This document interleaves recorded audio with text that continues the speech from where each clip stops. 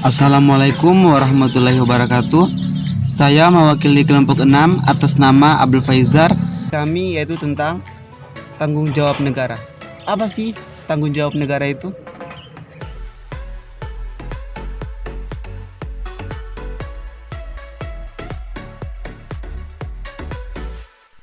Di dalam hukum internasional, tanggung jawab negara diartikan sebagai kewajiban yang harus dilakukan oleh negara kepada negara lain berdasarkan perintah hukum. Sederhananya, apabila suatu negara tidak memenuhi kewajiban yang disebabkan kepadanya berdasarkan hukum internasional, maka ia dapat dimintakan tanggung jawab. Ada faktanya tidak semudah itu, sebab sulit untuk menilai apakah negara telah lalai atau tidak melaksanakan kewajibannya. Maka untuk dapat menilai, hal yang perlu diperhatikan adalah soal tindakan sebuah negara. Dalam hukum internasional, tindakan negara dapat dibedakan antara tindakan negara yang bersifat atau dalam kapasitas publik ataupun private. Konsep tanggung jawab negara pun lahir yang sebenarnya sebagai upaya untuk membedakan tindakan sebuah negara yang bersifat publik ataupun perdata. Hal inilah yang kemudian diadopsi dalam draft konvensi tanggung jawab dalam negara, yaitu terdapat dalam pasal 1. Bunyinya, every internationality wrongful act of a state entails the international responsibility of the state. Kategorisasi tindakan negara yang salah sehingga dapat menimbulkan tanggung jawab adalah ketika suatu tindakan atau pembaruan itu melekat pada kewajiban internasional negara. Unsur atribusi menjadi bagian penting untuk menilai apakah tindakan negara yang salah itu dilakukan dalam kapasitas publik atau perdata. Sebab salah satu tugas atau salah satu tujuan dibuatnya rancangan konvensi tanggung jawab negara adalah untuk menyoroti tindakan negara dalam ruang publik. Unsur atribusi juga sulit untuk dibuktikan karena tindakan atau pembaruan negara dilakukan oleh agen ataupun aparatusnya. Hal ini dikarenakan karena negara adalah entitas abstrak. Jika demikian, apakah tanggung jawab atas kesalahan secara internasional tetap dapat dimintakan? Inilah yang kemudian diatur dalam pasal 4 ayat 11 draft konvensi tanggung jawab negara. Pada pokoknya, tindakan atau pembiaran yang dilakukan aparatus negara dalam kapasitasnya menjalankan kebijakan negara yang menyalahi hukum internasional, maka negara dapat dimintakan tanggung jawabnya. Konsep tindakan negara yang diatribusi kepada tindakan aparatus negara ini menimbulkan suatu keadaan dilematis jika dikaitkan dengan hukum pidana internasional. Persoalannya adalah dalam hukum pidana internasional yang menjadi supir pengatur adalah individu bukan negara. Rezim hukum pidana internasional lahir dikarenakan adanya kehendak masyarakat internasional agar pelaku tindak pidana internasional tidak dapat melepaskan tanggung jawabnya dengan dalih melakukan kebijakan negara. Padahal dalam konsep tanggung jawab negara, aparat negara melakukan perbuatan berdasarkan kebijakan negara. Oleh karena itu, apakah tanggung jawab negara yang timbul karena melakukan kesalahan berdasarkan hukum internasional melepaskan tanggung jawab individu aparat negara tersebut? Topik hukum internasional sejak berakhirnya Perang Dunia Kedua menunjukkan secara jelas bahwa individu dapat dimintakan tanggung jawab secara pribadi atas perbuatan yang dilakukannya saat menjabat posisi tertentu. Pengadilan Nuremberg tahun 1945 mencontohkan bahwa para penjahat perang dikenakan tanggung jawab secara pribadi meskipun mereka berdalih hanya melaksanakan kebijakan negara. Pengadilan-pengadilan ad hoc seperti International Criminal Tribunal for the Former Yugoslavia tahun 1993 dan International Criminal Tribunal for Rwanda tahun 1904 juga dibentuk untuk menyeret apa pelaku tindak pidana internasional bertanggung jawab secara individu.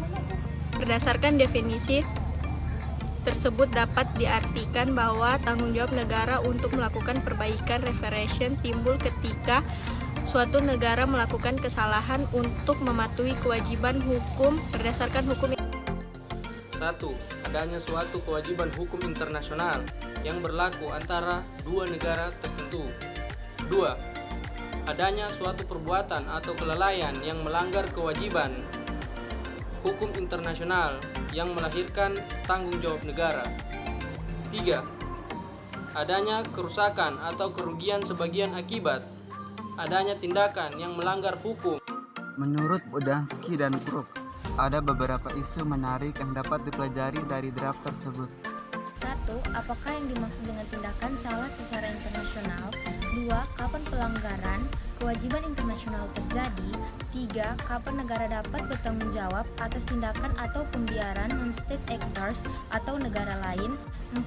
Keadaan seperti apa yang dapat membenarkan suatu tindakan negara?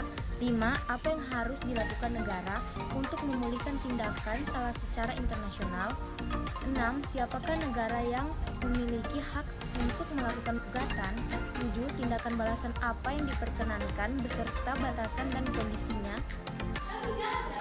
Tanggung jawab negara. Draft artikel tanggung jawab negara yang berhasil dirampungkan oleh Indonesia tidak memberikan definisi tentang tanggung jawab negara. Pasal 1 draft artikel tersebut hanya memberikan penjelasan kapan tanggung jawab negara timbul, yaitu saat suatu negara melakukan tindakan yang salah secara internasional. Salah secara internasional dapat berupa melakukan atau tidak melakukan sesuatu yang memenuhi dan dua elemen yang ditentukan dalam pasal 2, yaitu 1. Didistribusikan kepada negara melalui hukum internasional. 2. Melakukan pelanggaran kewajiban internasional. Pelanggaran kewajiban internasional terjadi apabila tindakan negara tidak sesuai dengan apa yang ditentukan oleh kewajiban itu sendiri. Dengan demikian, menurut Bodansky dan Kruk, tindakan yang tidak sesuai kewajiban internasional dan didistribusikan kepada negara merupakan tindakan salah secara internasional yang menghasilkan tanggung jawab negara. Suatu negara juga dapat dianggap memikul tanggung jawab atas tindakan yang dilakukan oleh negara lain. Ketentuan ini diatur dalam pasal 16 sampai 19 yang meliputi bantuan and kontrol paksaan suatu negara kepada negara lain untuk melakukan tindakan salah secara internasional. Pasal 2A. Draft artikel tanggung jawab negara di atas telah menyebutkan bahwa tindakan salah secara internasional dapat menimbulkan tanggung jawab negara apabila tindakan atau pembiaran tersebut dapat diatribusikan kepada negara berdasarkan hukum internasional. Unsur atribusi ini menjadi penting sebab negara merupakan entitas yang abstrak sehingga tindakan negara otomatis dilakukan oleh status negara. Untuk itu perlu ditentukan secara rinci tindakan apa dan oleh siapa yang dapat diatribusi menjadi tindakan negara yang dapat melahirkan tanggung jawab negara.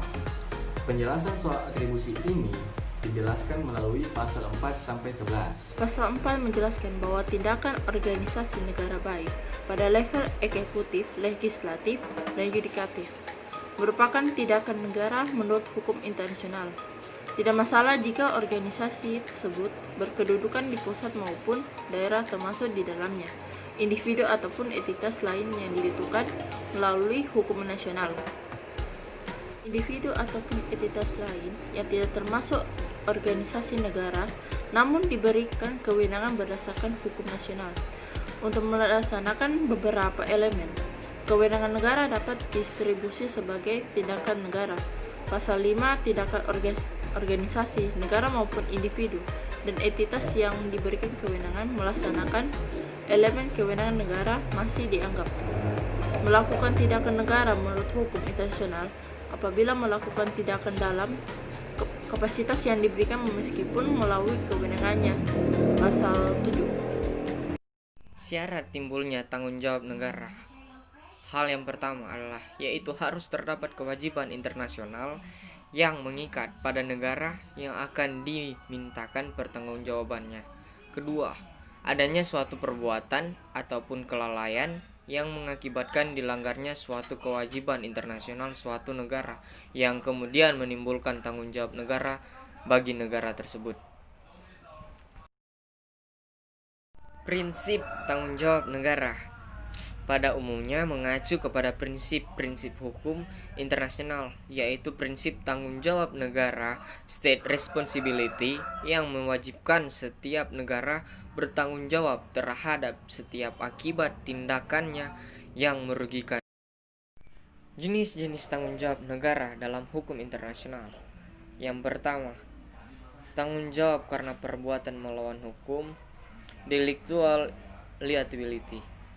Tanggung jawab seperti ini dapat lahir dari setiap kesalahan atau kelalaian suatu negara terhadap orang asing di dalam wilayahnya atau wilayah negara lain. Beberapa hal yang dapat menimbulkan tanggung jawab negara dalam hal ini adalah eksplorasi ruang angkasa, yaitu negara peluncur satelit selalu bertanggung jawab terhadap setiap kerugian yang disebabkan oleh satelit tersebut kepada benda-benda atau objek di wilayah negara lain. Pemberlakuan prinsip tanggung jawab dari perbuatan ini adalah tanggung jawab absolut. Ketentuan hukum yang mengatur tanggung jawab atau kegiatan-kegiatan peluncuran satelit atau benda-benda angkasa ini diatur dalam Liability Convention 1972. Terima kasih. Ada juga yang dinamakan dengan eksplorasi nuklir, yaitu negara bertanggung jawab terhadap setiap kerusakan yang disebabkan karena kegiatan-kegiatan dalam bidang eksplorasi nuklir. Prinsip tanggung jawab dalam kegiatan ini juga menggunakan prinsip tanggung jawab absolut. Dalam hal ini, tidaklah penting apakah suatu negara sebelumnya telah melakukan tindakan-tindakan pencegahan. Suatu negara sebelumnya telah melakukan tindakan-tindakan sama halnya dengan kegiatan eksploitasi ruang angkasa yang menjadi latar belakang digunakannya prinsip tanggung jawab absolut, yaitu karena kegiatan-kegiatan ini mengandung risiko berbahaya yang sangat tinggi. Salah satu jenisnya juga kegiatan-kegiatan lintas batas nasional. Setiap negara berkewajiban mengatur dan mengawasi setiap kegiatan yang terjadi di dalam wilayahnya, baik yang sifatnya publik maupun perdata, di mana kegiatan-kegiatan tersebut dapat melintasi batas negaranya dan menimbulkan kerugian terhadap negara lain. Prinsip tanggung jawab yang berlaku pada kegiatan ini tergantung pada bentuk kegiatan yang bersangkutan. Jika kerugiannya bersifat yang berbahaya, maka prinsip tanggung jawab yang digunakan ialah prinsip tanggung jawab mutlak. Namun, apabila kegiatan-kegiatan tersebut bersifat biasa, maka tanggung jawab negara bergantung pada kelalaian atau maksud dari tindakan tersebut.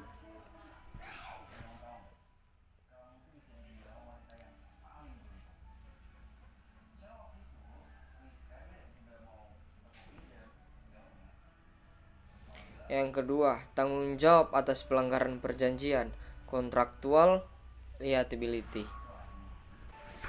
Adalah suatu negara juga dapat bertanggung jawab atas pelanggaran perjanjian menurut hukum internasional.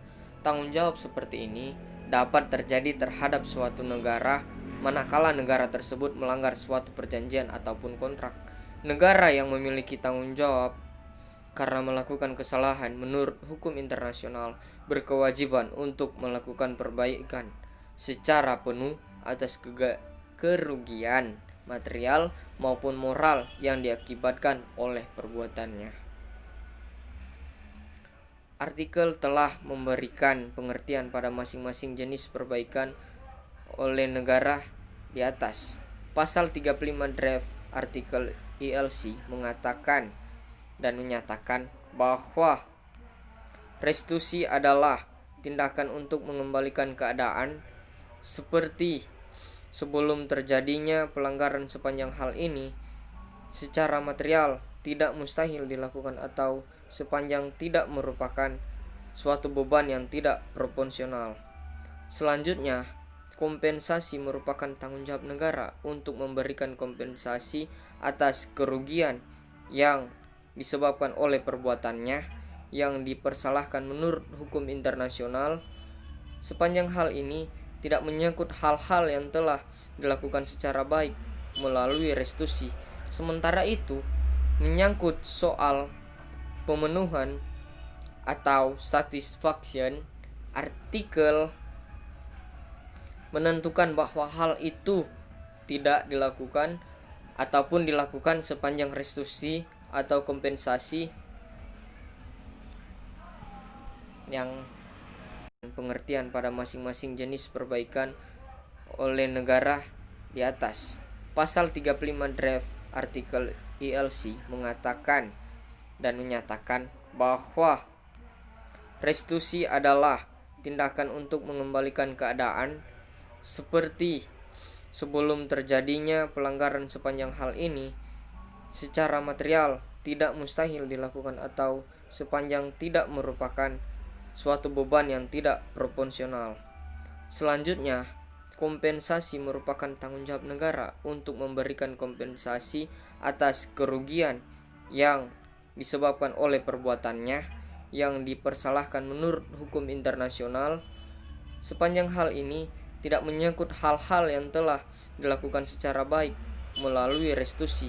Sementara itu, menyangkut soal pemenuhan atau satisfaction, artikel menentukan bahwa hal itu tidak dilakukan ataupun dilakukan sepanjang restitusi atau kompensasi yang baik. Sekian dari paparan kelompok 6 kami, yaitu tentang tanggung jawab negara. Lebih kurangnya kami mohon maaf. Saya mewakili kelompok 6 atas nama Febrianto Devmaik Makasipat, Stambuk 19584, mengucapkan banyak-banyak terima kasih atas perhatian dari teman-teman serta ibu dosen. Semoga paparan kami dapat bermanfaat. Terima kasih.